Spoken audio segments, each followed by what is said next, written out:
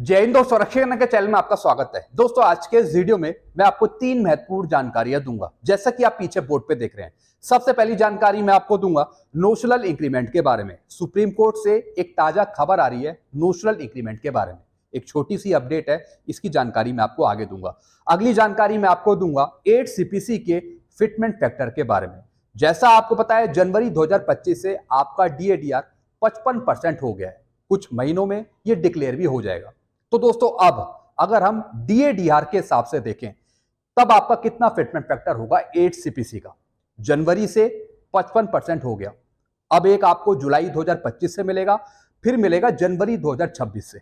तो दोस्तों मैं आपको कुछ कैलकुलेशन समझाऊंगा कि जो अभी आंकड़े आ रहे हैं DADR पे, जो अभी DADR घोषित हो रहा है, उसके हिसाब से लेटेस्ट पोजीशन के हिसाब से आपका 8 CPC का फिटमेंट फैक्टर कितना होगा, मैं आपको आगे समझाऊंगा। फिर दोस्तों अगली जानकारी मैं आपको दूंगा MACP के बारे में।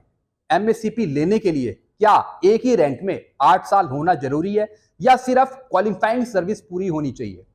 24 साल, 16 साल या फिर पूरे 8 साल? कुछ रूल्स मैं आपको समझाऊंगा। अगर आप ये रूल्स समझेंगे तो फिर आपको कोई दिक्कत नहीं होगी MACP लेने के लिए। तो दोस्तों बस यही 3 जानकारी हैं जो मैं आपको देने वाला हूं, इसलिए इस वीडियो को आप शुरू से लेकर आखिरी तक देखेगा। वीडियो में आगे बढ़ने से पहले एक छोटी सी अपील मैं आपसे कर रहा हूं। अगर आप पहली बार मेरा चैनल देख रहे हैं या फिर ये वीडियो देख रहे हैं, तो आप मेरा चैनल सब्सक्राइब भी कर सकते हैं, जिसका नाम है रक्षित खन्ना, क्योंकि ऐसी जानकारियां, सही जानकारियां आपको मिलती रहती है इस चैनल के माध्यम से। चलते हैं दोस्तों पहली जानकारी की तरफ। नोशनल इंक्रीमेंट पर केस फिर लिस्ट हुआ M सिद्धाराज और यूनियन ऑफ इंडिया का। जी हाँ दोस्तों जैसा आप पता है, सुप्रीम कोर्ट में एक सुनवाई होनी थी। मैंने पहले इस पे एक वीडियो बनाया था। वो सुनवाई हुई, वो केस डिस्पोज ऑफ भी हो गया, क्लोज कर दिया गया, लेकिन फाइनल जजमेंट अभी तक नहीं आया। फाइनल जजमेंट अभी तक नहीं आया नोशनल इंक्रीमेंट पे। तो दोस्तों फिर से एक बार उसी केस को रीलिस्ट कर दिया गया है। एक बार फिर से उस केस की सुनवाई होगी आज की तारीख में, जैसा कि आप साइड में नोटिफिकेशन देख रहे हैं। आप चेक भी कर सकते हैं डायरी नंबर डाल के। तो दोस्तों इस केस की सुनवाई आज होनी है 20 फरवरी 2025 को। यानी दोस्तों कुछ और डिसीजन देना बाकी है सुप्रीम कोर्ट को। सुप्रीम कोर्ट ने इस केस को डिस्पोज ऑफ कर दिया था, लेकिन फिर से इस केस में एक नया मोड़ आ गया। फिर से इस केस को रिलिस्ट करा गया, फिर से एक बार इस केस में सुनवाई होगी। तो दोस्तों जब इसका फाइनल जजमेंट आएगा तो मैं आपको जरूर आगे बताऊंगा। तो देखेंगे दोस्तों आज इस सुनवाई में क्या होता है। और दोस्तों ये सुनवाई है नोशनल इंक्रीमेंट के लिए, यानी फायदा आपको 1 मई 2023 से देना है या फिर रिटायरमेंट के बाद से देना है। अगर आप 1 मई 2023 से पहले आए हैं, 2006 में, 7 में, 8 में, जब भी आप रिटायर हुए हैं, तो बेनिफिट जो है नोशनल इंक्रीमेंट का रिटायरमेंट के बाद से आपको मिलेगा या फिर 1 मई 2023 से मिलेगा। इसी पर यह सुनवाई है। देखते हैं आज की सुनवाई में क्या होता है। चलते अगली जानकारी की तरफ। अब दोस्तों मैं आपको बताऊंगा 8 CPC का फिटमेंट फैक्टर, जो अभी हमारा DADR चल रहा है।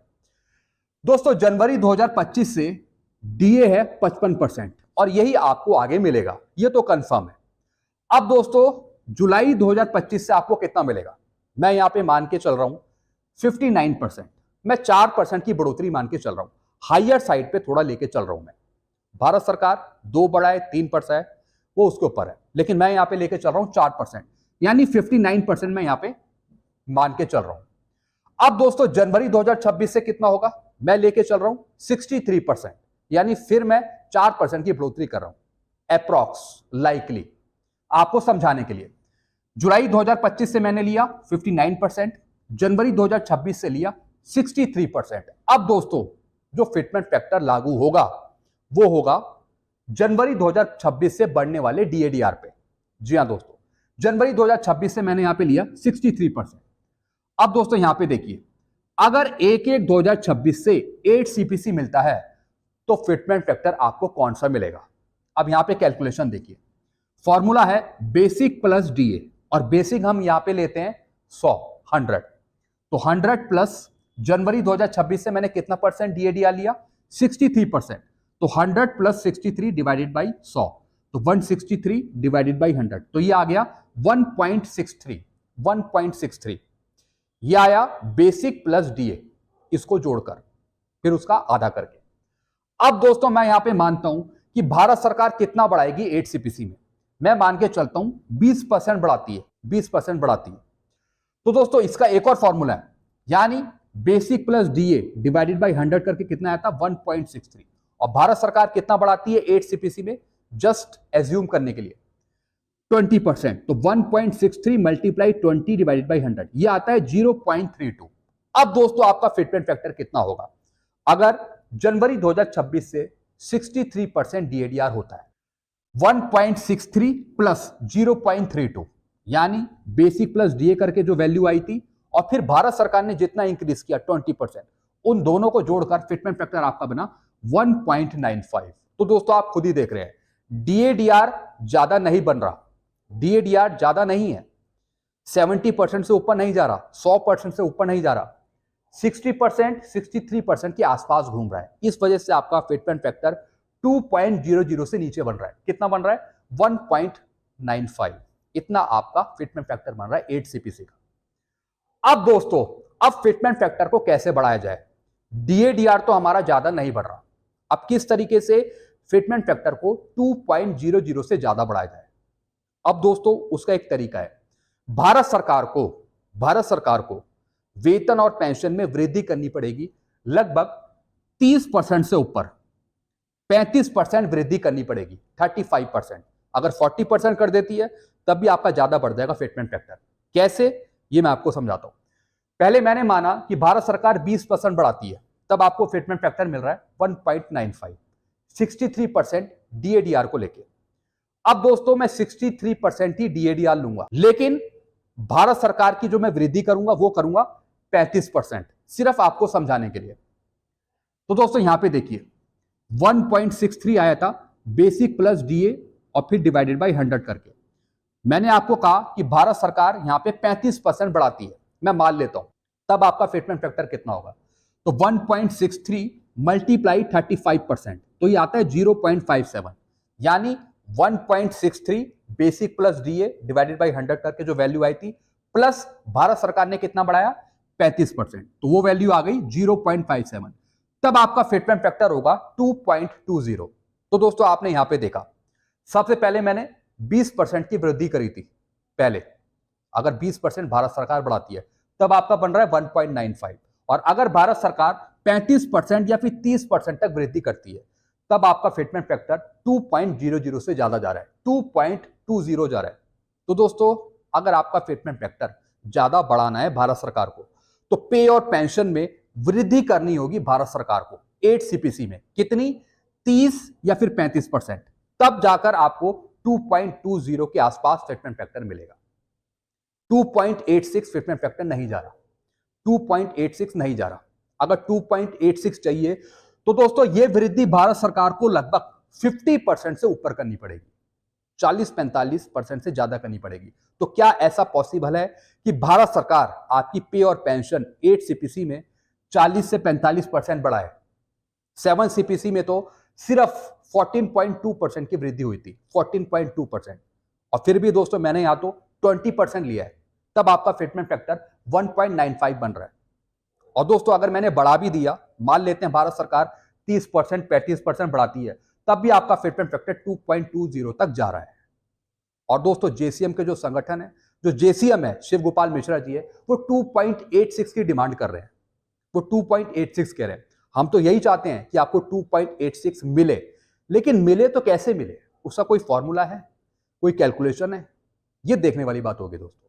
तो दोस्तों मैंने आपको समझा दिया कि अगर 20% पे वृद्धि करी जाए भारत सरकार के द्वारा तो 1.95 मिलता है, अगर 63% आपका डीएडीआर होता है जनवरी 2026 से, और इसी के आधार पे आपका फिटमेंट फैक्टर कैलकुलेट किया जाएगा। तो देखते हैं दोस्तों भारत सरकार कितना बढ़ाती है 8 सीपीसी में। मैं तो चाहता हूं कि 30-35% से ज्यादा बढ़े, जिससे आपका फिटमेंट फैक्टर ज्यादा हो, 2.20 से भी ज्यादा हो। तो दोस्तों मैंने यहां पे दो सिनेरियो आपके सामने रख दिए, दो एग्जांपल रखे, एक तो 20% वाला और दूसरा 35% वाला। बाकी आप नीचे कमेंट करिए कि आपको फिटमेंट फैक्टर कितना मिलेगा अभी के डीएडीआर को देखते हुए। जैसे कि अभी 55% हो गया, फिर जुलाई से 59 या 58, 57 हो जाएगा, फिर जनवरी 2026 से 63, 62 इसी के आसपास घूमेगा। तो दोस्तों इसको देखते हुए आपका फिटमेंट फैक्टर ज्यादा नहीं बन रहा, बस भारत सरकार को थोड़ा और ज्यादा कंट्रीब्यूट करना पड़ेगा 8 सीपीसी में, आपका फिटमेंट फैक्टर ज्यादा बढ़ाने के लिए, मतलब उसे परसेंटेज हाई लेना पड़ेगा पे और पेंशन का। जैसे मैंने यहाँ पे 35% लिया, तब आपको 2.20 के आसपास फिटमेंट फैक्टर मिलेगा। चलते अगली जानकारी की तरफ। एमएससीपी लेने के लिए 8 साल होना जरूरी है या सिर्फ सर्विस 8, 16, 24 साल पूरी होनी चाहिए? दोस्तों कई बार मैं क्या देखता हूं, कुछ पेंशनर्स को एमएससीपी मिलनी होती है लेकिन रिकॉर्ड मना कर देता है। वो बोलता है कि आपके हवलदार में 8 साल पूरे नहीं है, इस वजह से आपको एमएससीपी नहीं मिलेगी। कभी बोलता है कि नायक में आपके 8 साल पूरे नहीं है, तब आपको एमएससीपी नहीं मिलेगी।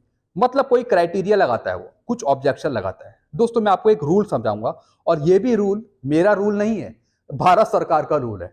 अब दोस्तों यहां पे देखिए, एमएससीपी लेने के लिए 8 साल होना जरूरी है या सिर्फ सर्विस आपकी पूरी होनी चाहिए?